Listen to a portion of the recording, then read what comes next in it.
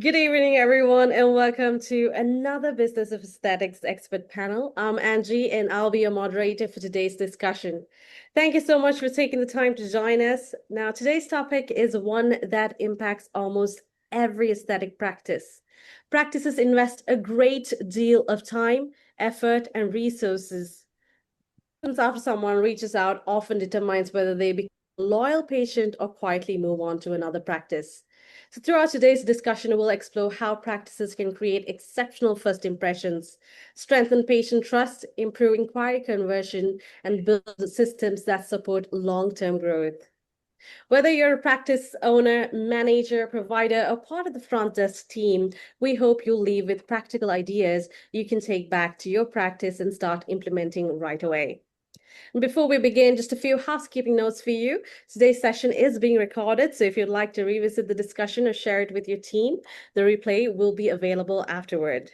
Throughout this expert panel, we'd love to hear from you, so please use the chat to share your thoughts, experiences, and comments.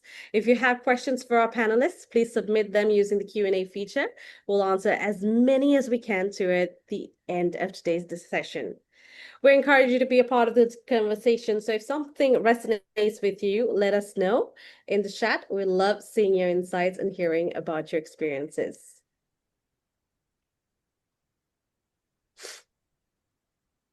Before we dive into today's discussion, I'd like to take a moment to thank our sponsor, Equa Marketing. So for over 15 years, Equa has helped healthcare and aesthetic practices strengthen their online visibility, attract the right patients, and build sustainable growth throughout thoughtful digital marketing strategies. We're grateful for their continued support in making educational events like today possible. Thank you, Equa Marketing. Now, before we meet our panelists, let's take a quick look at what we'll be covering today. You can see our discussion will focus on 4 key areas. First, where inbound aesthetic inquiries are most commonly being lost. Second, what a high converting front desk interaction actually sounds like. Third, how to train and equip your front desk team to convert naturally without sounding scripted.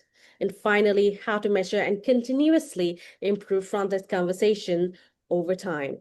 Our goal today isn't just to talk about the challenges, it's to leave you with practical strategies and ideas you can take back to your practice and start implementing right away.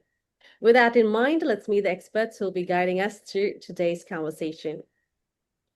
Our first panelist is John Vahidis, Vice President of Sales and Partnerships at DermPro.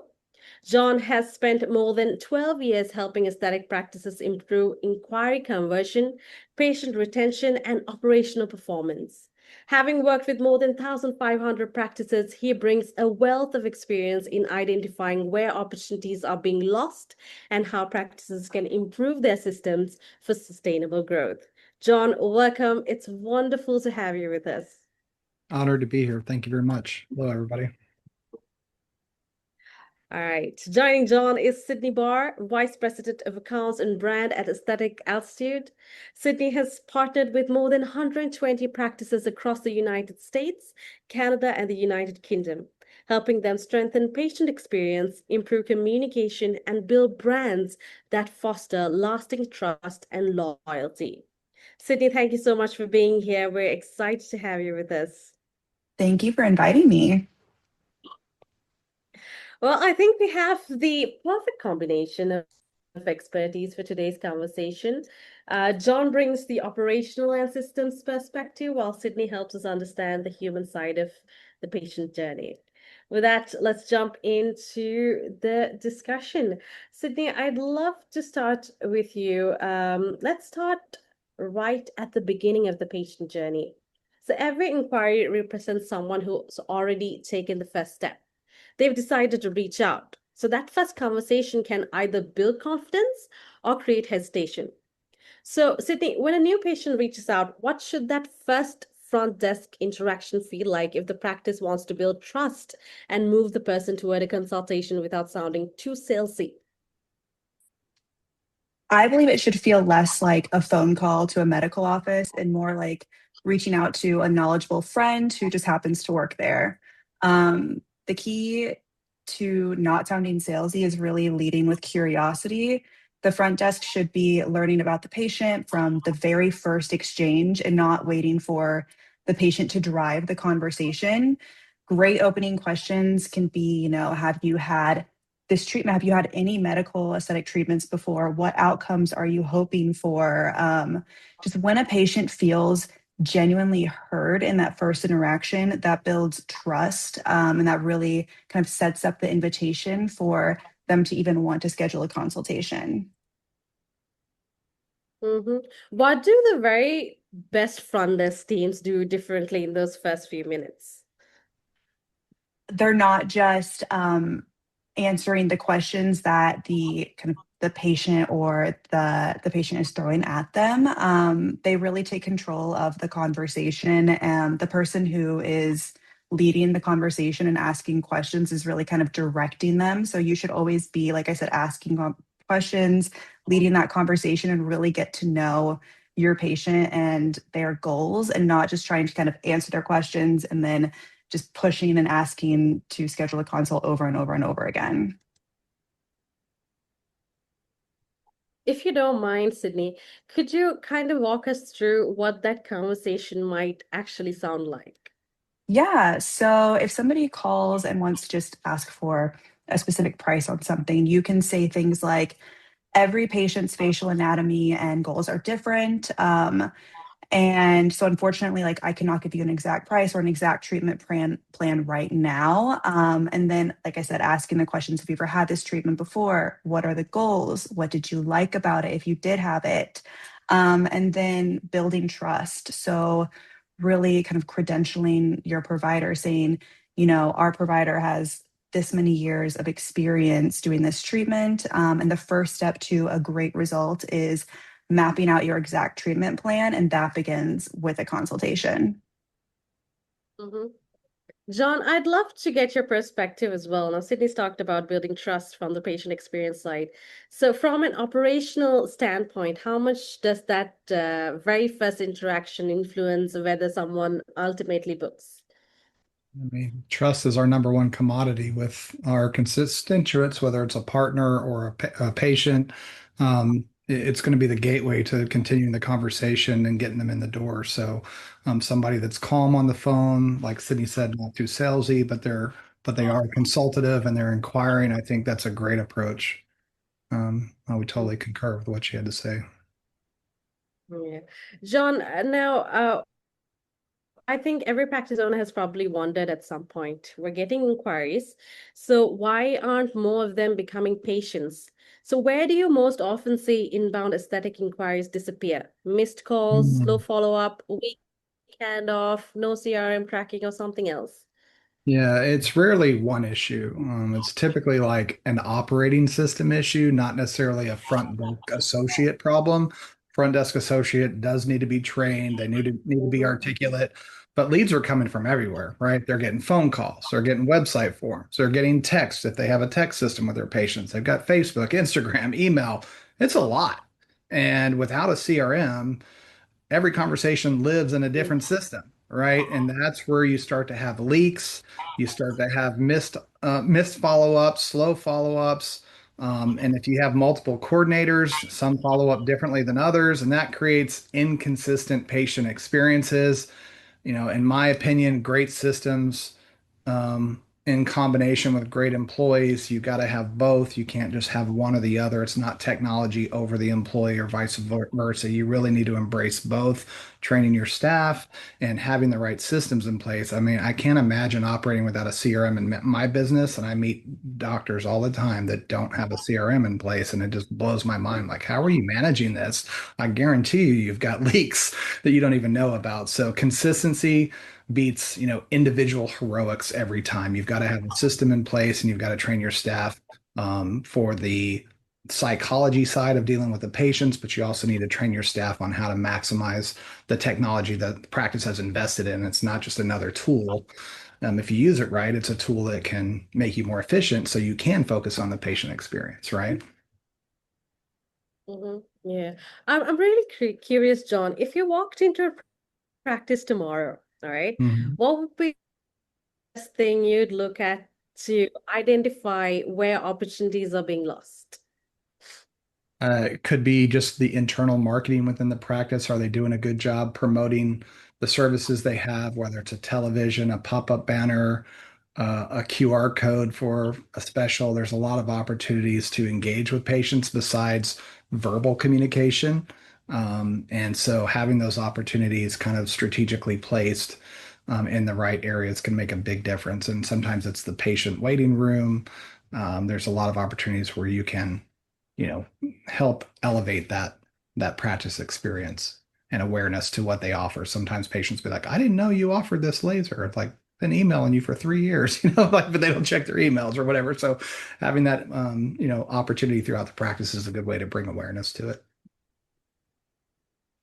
Is there an example maybe you could share of a practice that uncovered a hidden gap and what changed after they fixed it?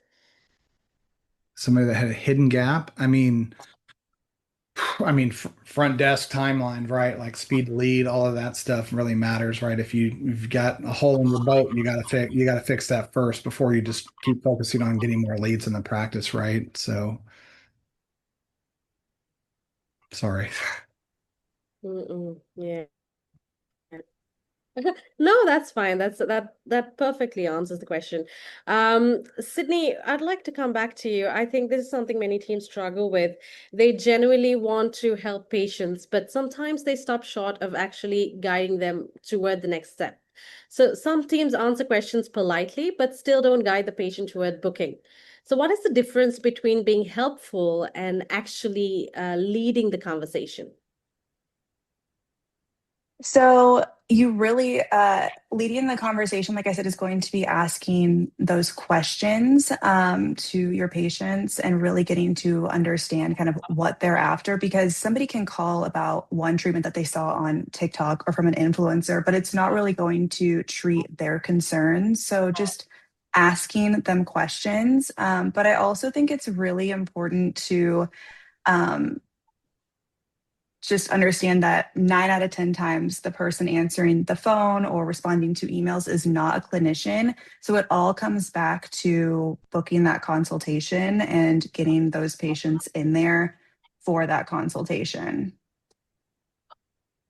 Mhm. How do you lead the conversation without making the patient feel pressured? Um, I do it in a couple of ways. So you can credential the provider. So really build up the provider instead of just saying like, book here, do this. This is what we want you to do. Kind of showing them like why they should choose you. So credential your provider and really tell them like, this provider has been doing this treatment for over 10 years. We have beautiful natural results. You can see all of our before and afters on our website, read patient testimonials.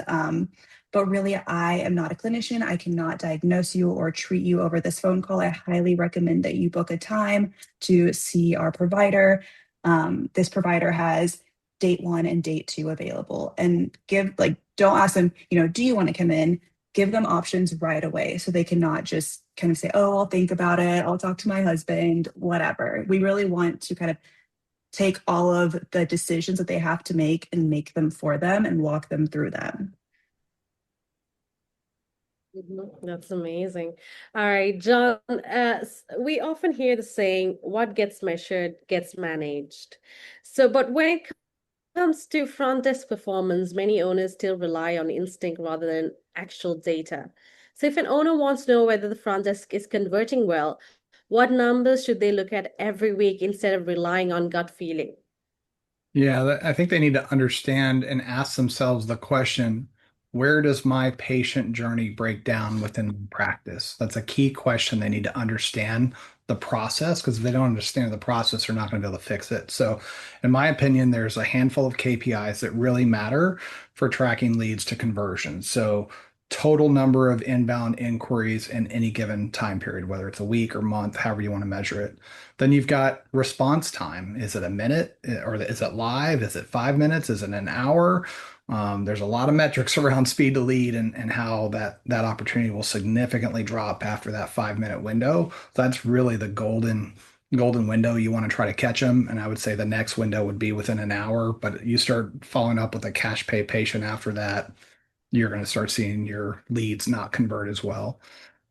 Consultation booking rate. So out of those people you do catch and you do connect with them, how many of them are you able to convert? Then you've got your consultation show rate. It's not just saying, yeah, I'll book a consult. That's nice, but it's even better when they show up. And so sometimes you need to have a follow-up process, especially if you're booking that patient a week or two out. You might want to touch them a couple times.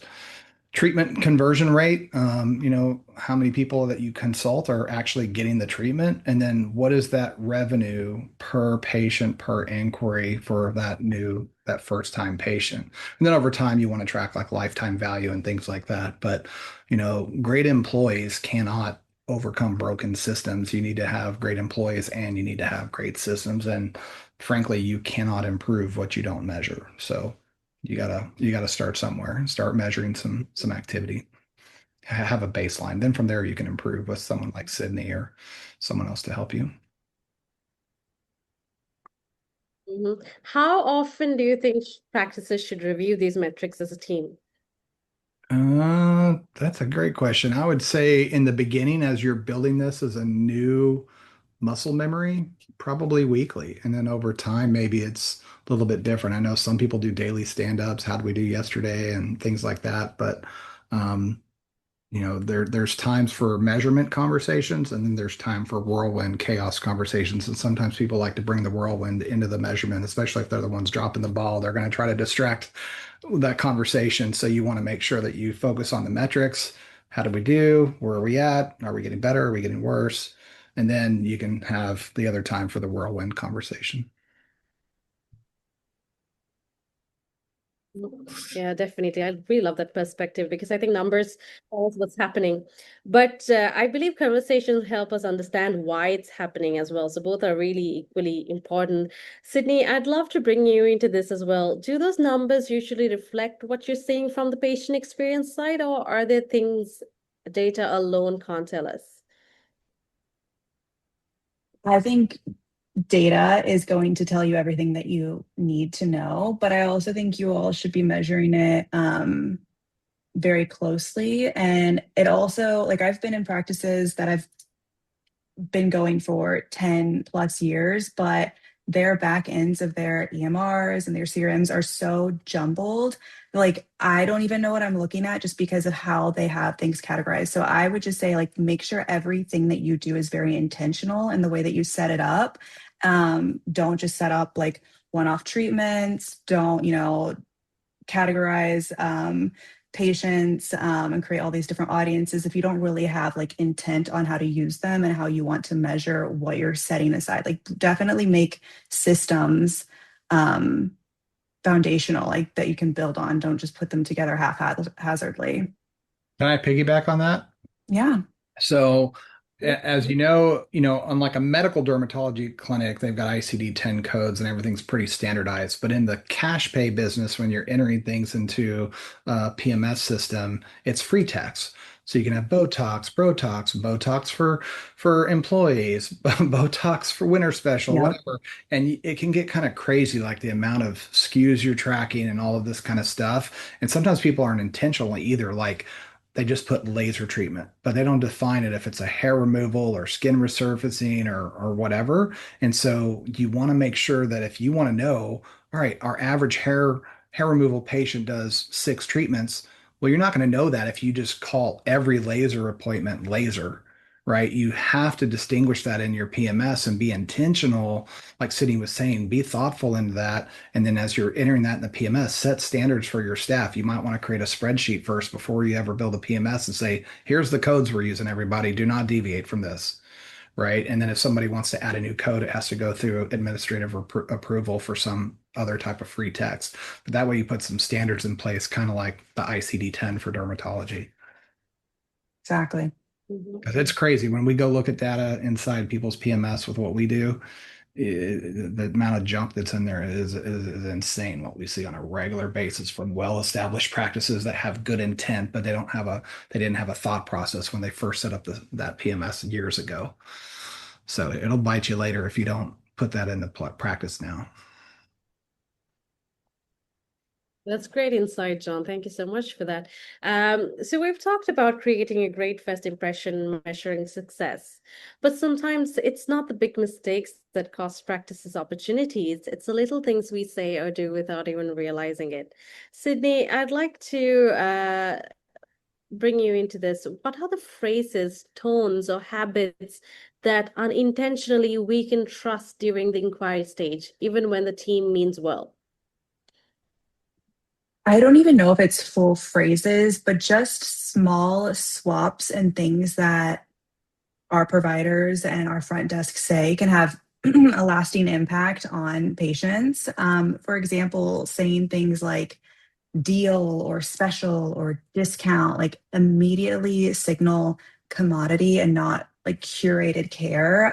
It just really makes patients think a certain way about your practice. So making sure that you use elevated language, even things as simple as saying like, no problem. I think those should be replaced with things like absolutely or my pleasure. You should always say, instead of like the cost of that treatment is this, the investment of that treatment. Or don't call, your patient appointments.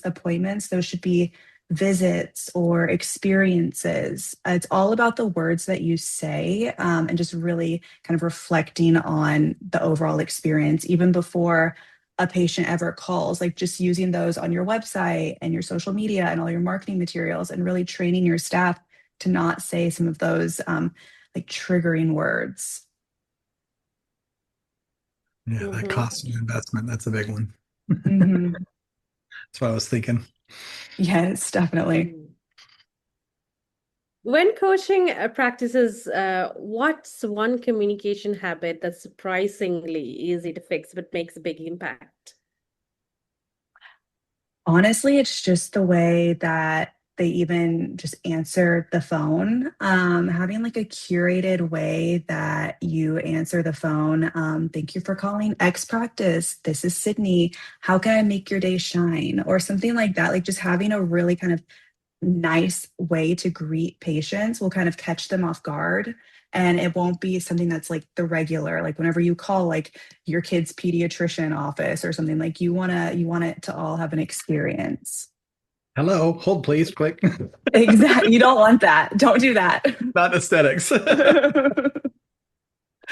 John, from your perspective, do you see these communication habits reflected in the practice conversion rates?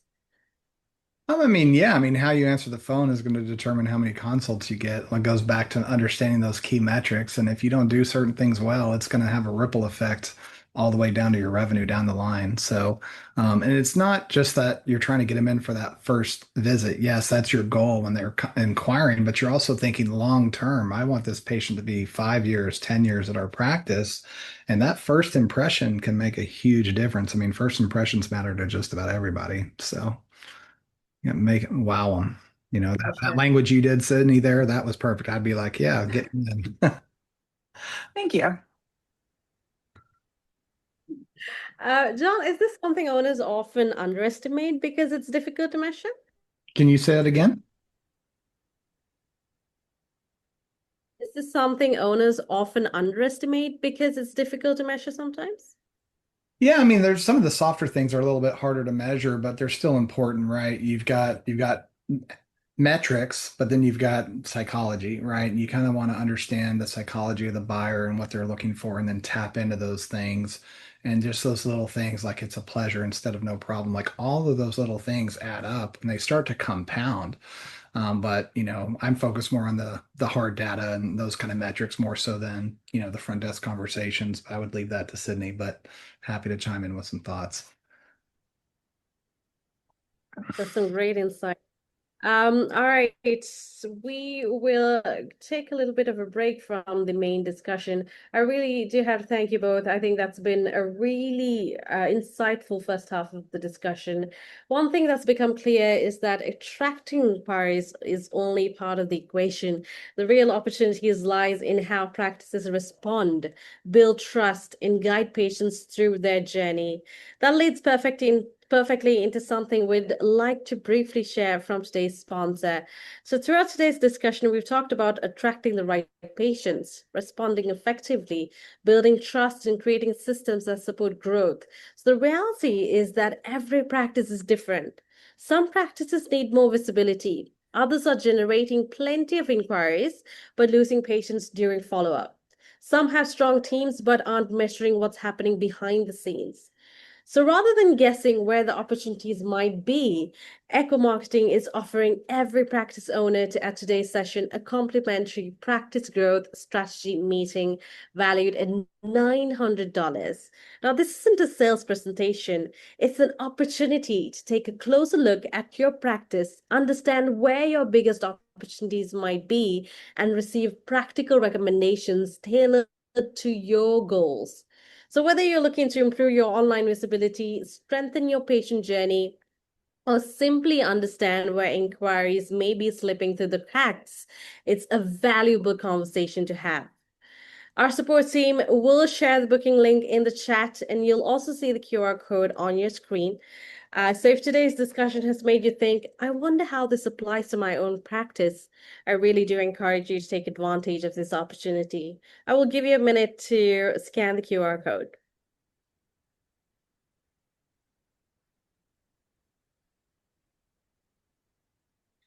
All right. A big thank you again to Echo Marketing for supporting today's event. Now let's get into the conversation. All right, John, I'd like to get back to you. This is probably one of the biggest misconceptions in marketing. When appointment books aren't as full as owners would like, the immediate reaction is often we need more leads. So a lot of practices, like I said, they think they need more leads, but Yeah. they may actually be losing the leads they already have. How can owners identify that difference? Yeah, so biggest misconception, we need more leads. First, you need to determine if the boat you're sitting in has a hole in it. You don't need to keep rowing and try to get there faster and all that. If you've got a hole in the boat, you better plug that hole in your boat before you keep trying to go down the river, right? So first determine if you have any holes in your process. So let's say you want to measure this. Start with 100 inquiries. You should know for the last 100 inquiries you have, how many were contacted, like if they left a message or filled out a form or put a DM on Facebook or whatever, how many were contacted, how many weren't, right? That's a good starting point. Two, how many actually booked, right? What's your booking rate? How many of those patients showed? And then how many of those became patients? If you don't know those numbers, more advertising just magnifies your inefficiency. Right?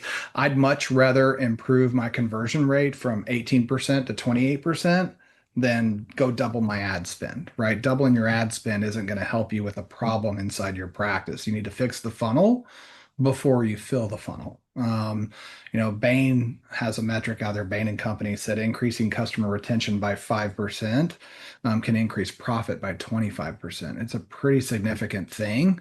So if you pay attention to the little details, it'll help you with the big revenue numbers later. Mhm.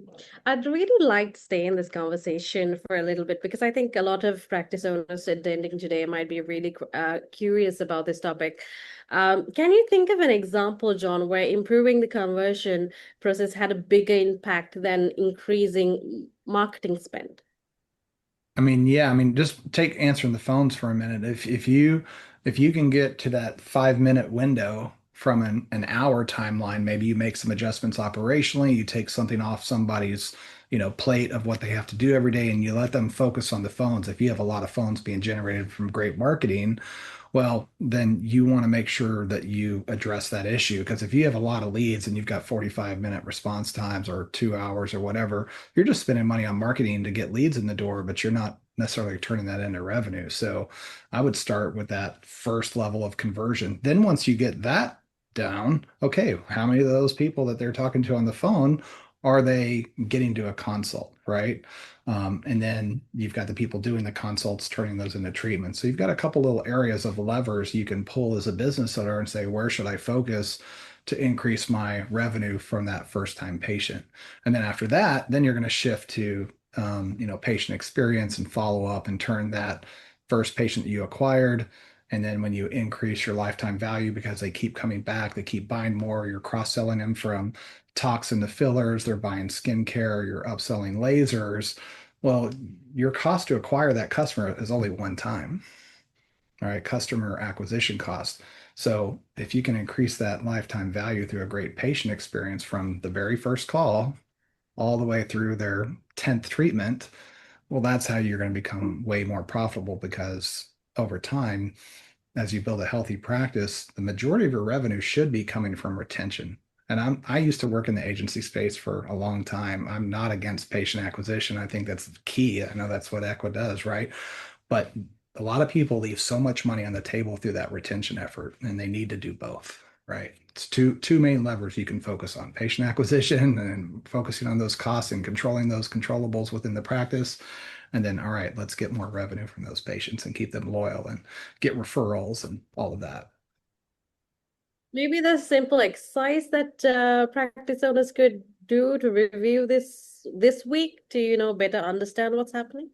Is there what now? Can you say that again?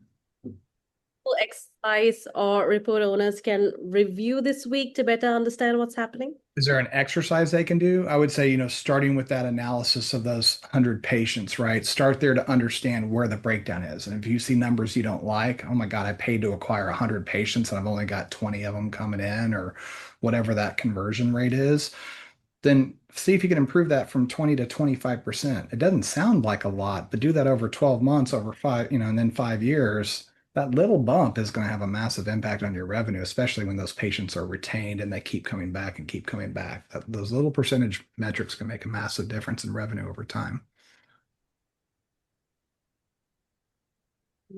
Sydney, is there anything that you'd like to add? Maybe how much of that conversion really comes down to the experience the patient has with the team? I mean, I think new patients are great and getting leads are great, but I also think you should mind the goal that you already have. Your patients that already come to you, they trust you. So really invest in them and the patient experience. And that also will then apply to newer patients and new inquiries.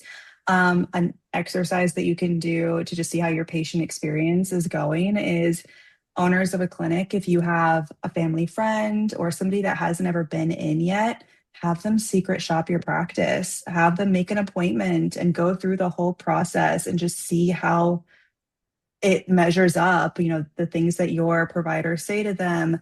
Did they hand them a branded water bottle, or did they get like Nestle from Costco? Let's see what the patient experience is like. And if a provider were to kind of secret shop their own practice, like their employees are going to be on their best behavior and going to be doing all the things that they know they should be doing. But if it's an unfamiliar face, you'll get the true reaction. Great tip. Yeah, for sure. Definitely. All right. Once again, Sydney, one challenge many owners face is creating consistency across the team. They want everyone delivering a great patient experience, but they also don't want conversations to sound scripted or robotic. How can practices train front desk staff to use consistent language while still sounding warm, human, and aligned with the brand? Yeah, so most practices make the mistake by literally just handing their team a script and calling it training. Scripts alone are going to sound robotic. And so you actually need to build fluency through repetition and role play. So all of this like language swaps become instinctive. So the way you do this is, like I said, role play, having your providers have mock consultations and mock phone calls and really like immersing them into this. I would highly recommend against giving them like long scripts, giving them a couple of words, like I said, to replace, visit, not appointment, complimentary, not free. We would love to invite you, or we would love to host you for, a treatment or a consultation, not like we're available on this day. Just having these like kind of little touches to where everybody knows they're supposed to say these specific words, 1 or 2 word phrases, but they're not full sentences. Is there an example maybe you could share of a practice that successfully created consistency while, still sounding authentic? Um, like I said, the greeting, having kind of a nice like way to greet, or a way that you kind of sign off or say goodbye on your phones, like something very signature that can also create kind of like this branded feel. Like if your practice is called like Glow or something, you can say like, can't wait to see you at your appointment on blah blah blah. I hope you have a glowing day, or something like that. Like just having these like little quips and small things that are I guess somewhat recited but are unique to your practice will make you stand out. Yeah, this is not related to aesthetics, but it's kind of relative to our conversation. My wife and I got married in Cabo at this resort, and every single employee, anytime we asked for anything, never got a response like no problem, nothing. Like every single one of them. It's a pleasure. It's a pleasure. Mhm. It's a pleasure. Every single time. We left that place after 10 days glowing and just so thankful we got to spend our time there. We tell all of our friends about that place to this day. It was a phenomenal experience. And so that's what your patients can do for your practice. If they're wowed by you, they'll go tell people. That's a great way to get more business. Exactly. I mean, even Chick-fil-A, like saying my pleasure, you'll never get you're welcome, or, no problem. You know what to expect. And I think that's what patients want, is something that they can expect and that they know they're going to get that like high-end service every single time they come in. I really, really like that perspective. It's amazing. John, today's patients might call, fill out a website form, send a text message through social media, or email the practice. With so many different communication channels, consistency can become a real challenge. So, how should practices handle inquiries through these social media or these different communication channels without creating five different follow-up experiences? Yeah, so first of all, put yourself in the patient's shoes. They don't care how they contacted you.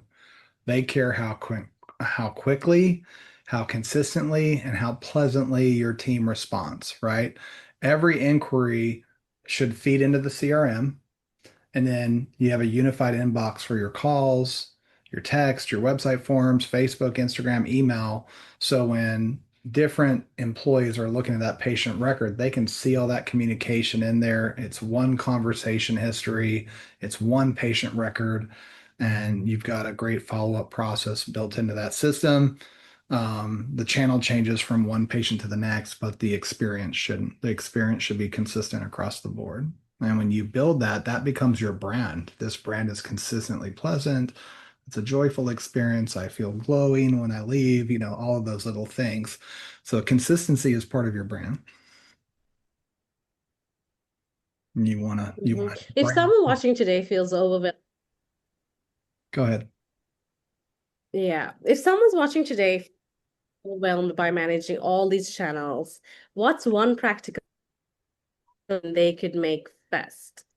I mean, if you're managing them independently right now, it's overwhelming. You've got six different systems you're on, right? You've got, somebody calls you, what are you scribbling Hmm. it down on a piece of paper? And then you've got web forms or in somebody's inbox, and you've got Facebook messages in Facebook Messenger. Like, if you have a unified inbox, it takes the stress out of it, given a unified system across the entire practice. Just like you have one practice management system for all of your staff for those patient records, you need to have a record of communication as well.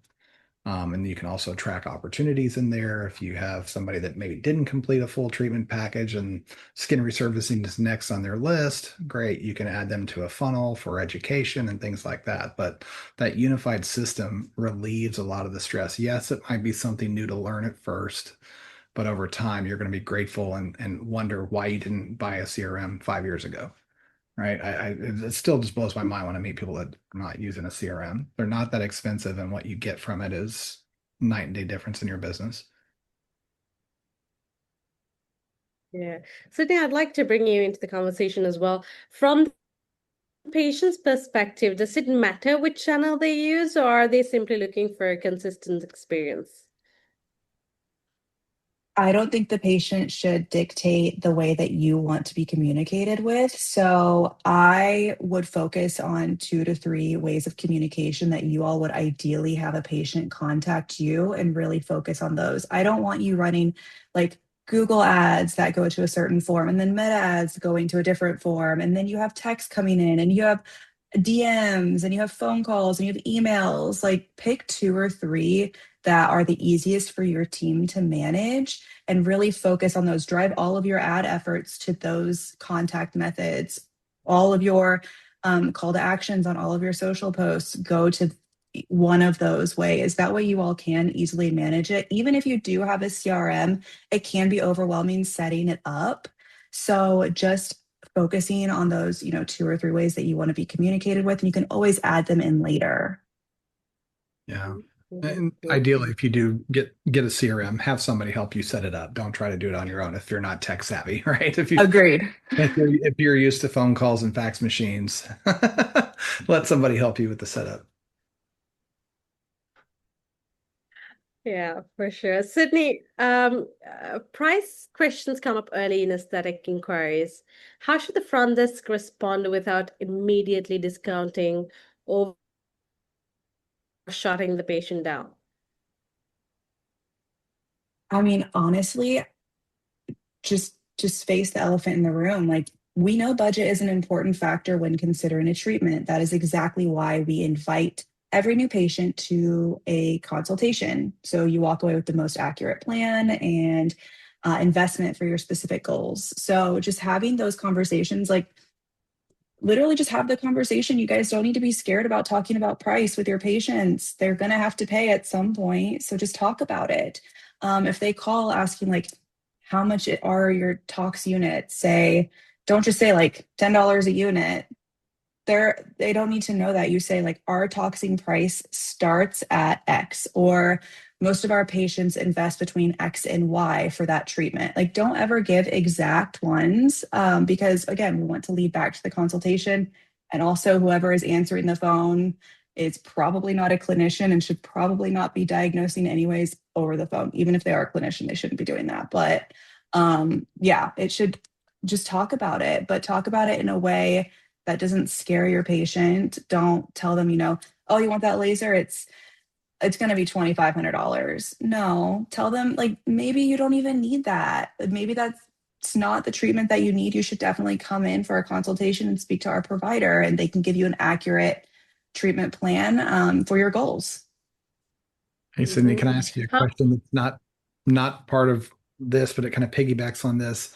Have you seen things change in the pricing conversation with the adoption of AI? As people can go on to ChatGPT and say, all right, how much is skin resurfacing on average in Atlanta? And they can get a range because it'll crawl the web and give them a range, right? So Mhm. imagine people probably have an idea. They might want to know your price at your clinic or whatever, but have you seen anything like that change in the last couple of years? I'm just curious.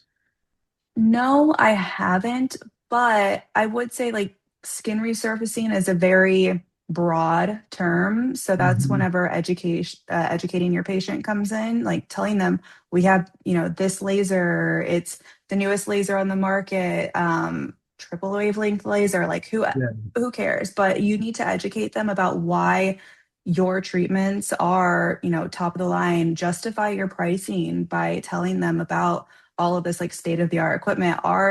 Our providers go to training every other month for devices, and that is reflected in our pricing. We include pre and post care, that's reflected in our pricing.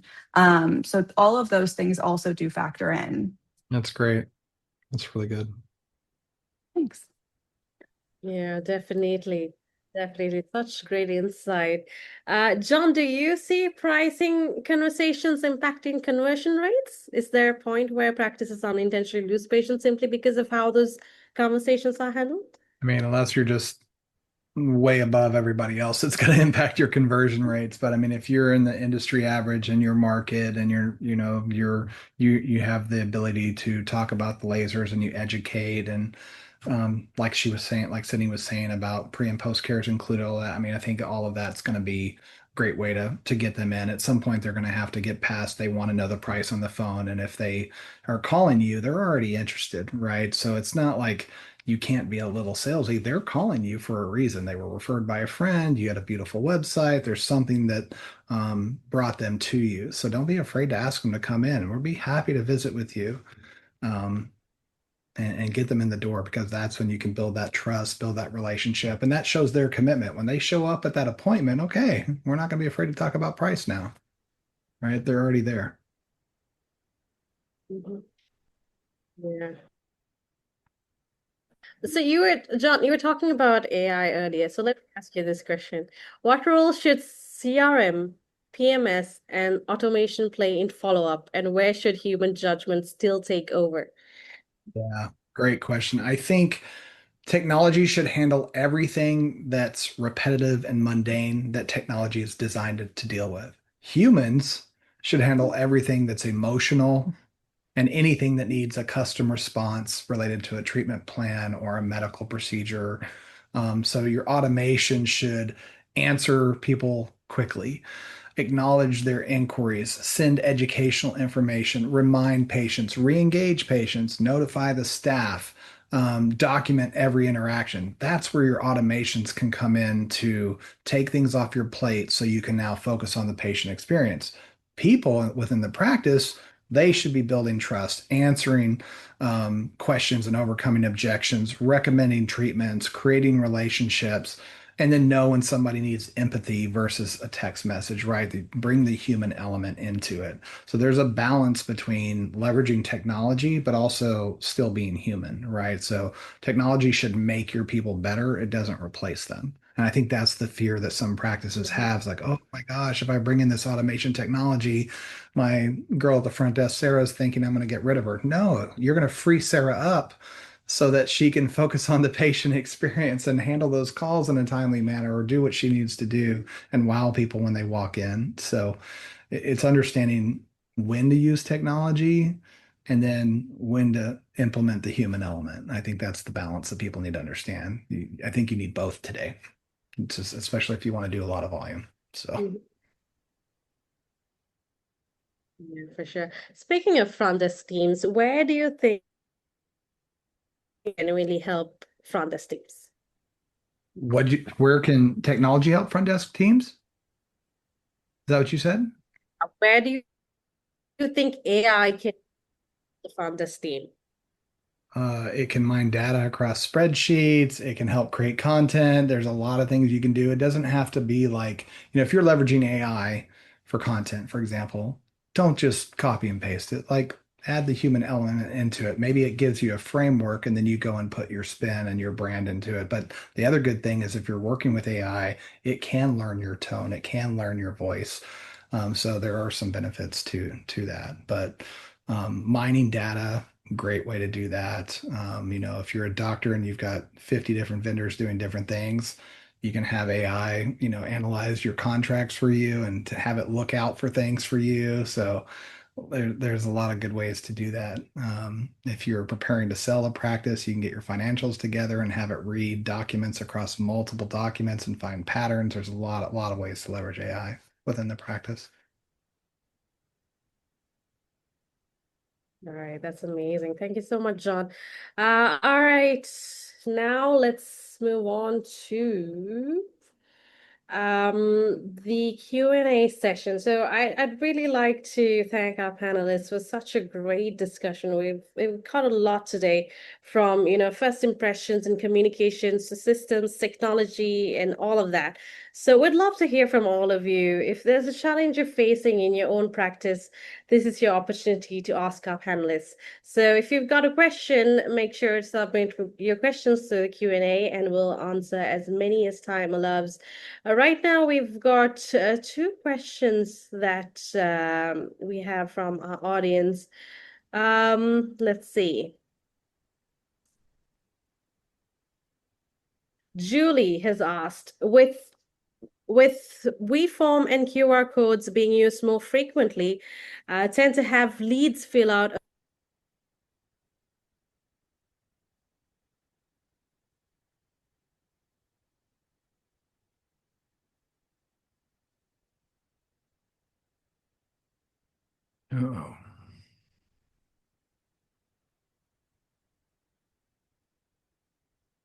Well, I can see the question in the chat, so Go I ahead. can just read it. Okay.